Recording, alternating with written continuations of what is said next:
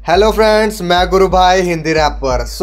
How to rap in Hindi के इस session के अंदर हम बात करेंगे टॉप 10 फ्री स्टाइल रैप करने के और लिखने के टिप्स।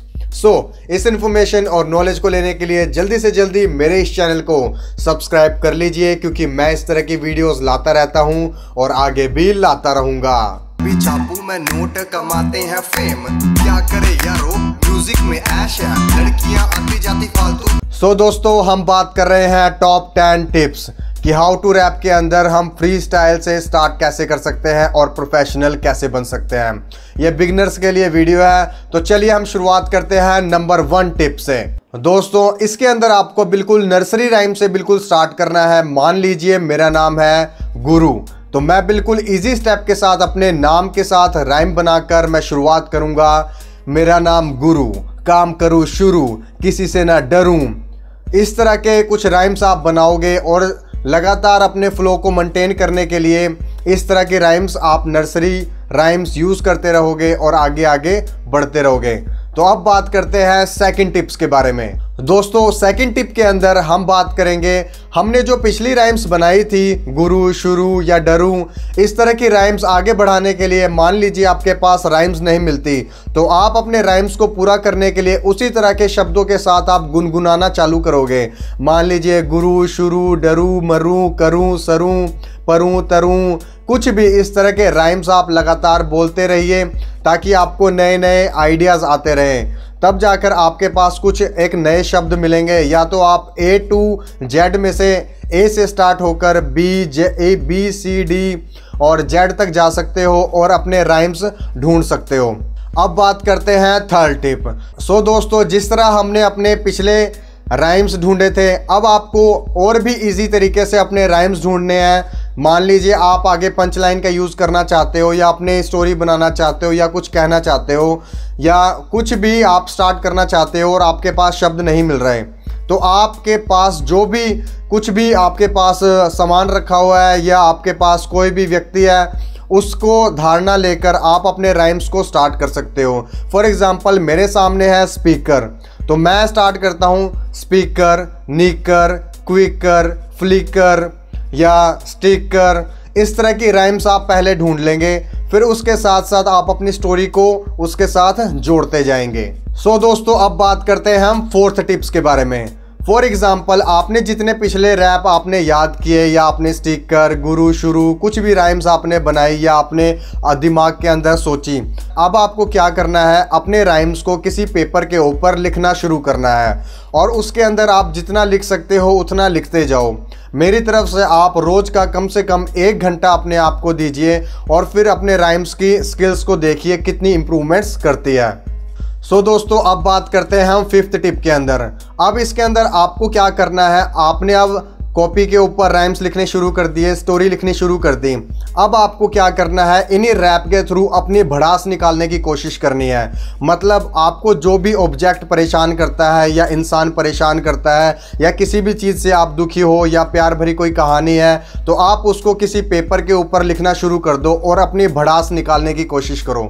इससे आपको क्या फ़ायदा होगा कि आपको कुछ ना कुछ नए आइडियाज़ आएंगे और आपकी जो स्टोरी लाइन है, क्योंकि जो स्टोरी है वो आपको पता है और आपका एक्सपीरियंस भी है, तो आपको लिखने में बहुत आसानी होगी और राइम्स भी बनेंगे और कहीं ना कहीं आप एक स्टेप ज़रूर आगे जाओगे। दोस्तों, अब बात करते हैं हम सिक्स्थ टिप। इसके अंदर मैंने एक पिछली वीडियो भी बनाई है जिसका नाम है मेटाफर।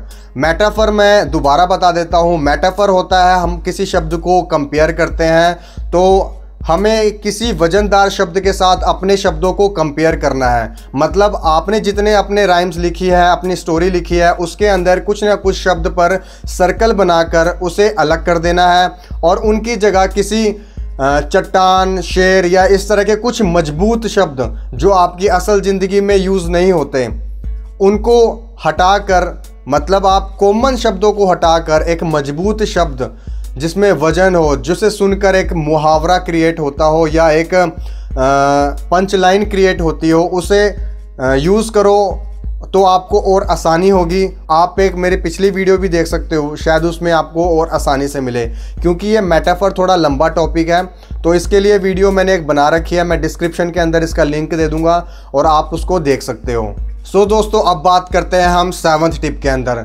7th टिप के अंदर हमने किसी रेफरेंस के थ्रू टाइप के रैप गाने हैं। मतलब रेफरेंस का मतलब क्या है, हमें किसी नज़दीकी दोस्त या नज़दीकी पड़ोस में कोई या आपके स्कूल कॉलेज इससे मिलते जुलते जो आपके सामने कुछ एक्शंस करते हैं या आपको इरिटेट करते हैं, उनसे मिलते जुलते आपको अपने रैप लिखने हैं, शब्द लिखने हैं।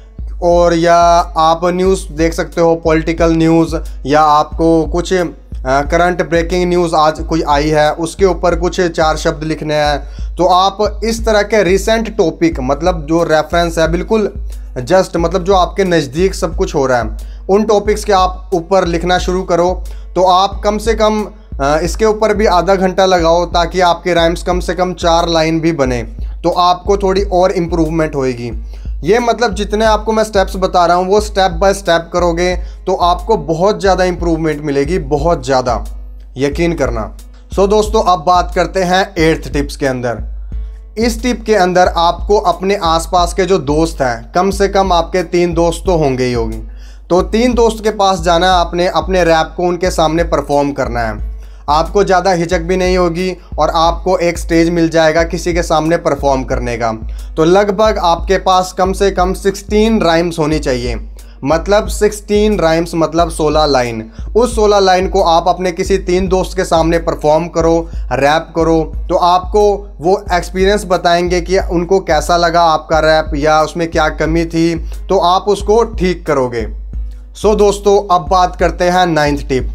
आपने अभी 16 राइम्स लिखे थे पर आपको पता लगा उसके अंदर कुछ कमी है, तो अब आपको क्या करना है, कम से कम उनको काट पीट करके जैसे मर्जी ऊपर नीचे शब्द लगा कर या राइम्स बिठा कर कैसे भी करके आपको 8 लाइन्स, मतलब कि 8 लाइन्स आपको किसी ना किसी तरह प्रिपेयर करनी है।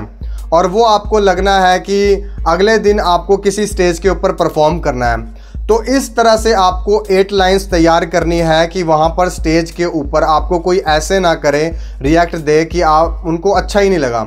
मतलब आपकी मजबूरी है कि आपको 8 लाइन बनानी ही बनानी है और लोगों को खुश करना ही करना है, तब जाके आपके पास 8 लाइन्स बनेगी। या तो ये सोच लो कि आपका अगला गाना किसी टीवी के ऊपर आने वाला है और आपके पास सिर्फ एक चांस है, तो आपको उस चांस को अच्छे तरह निभाने के लिए 5 आउट ऑफ 5 स्टार्स लेने के लिए कम से कम आपको इतना तो करना ही पड़ेगा कि 4 स्टार्स चाहिए।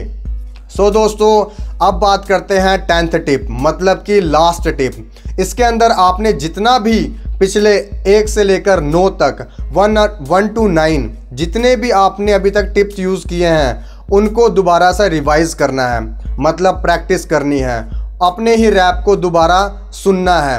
और इस 10th टिप के अंदर सुनने के बाद उसी चीज़ को रिपीट करना है और यही आपको आने वाले टाइम के अंदर करते रहना है।